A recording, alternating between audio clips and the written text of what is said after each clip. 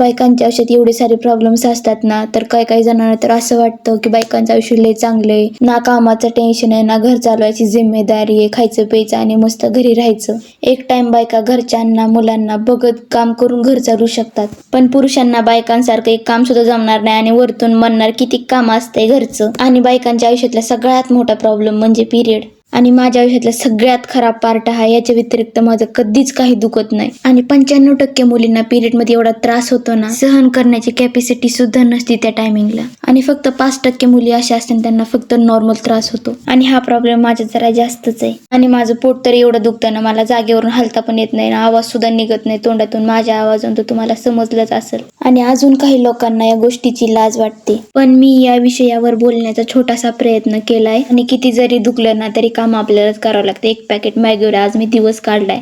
तुमचं पण माझ्यासारखंच पोट दुखतं का? मला कमेंट करून नक्की सांगा.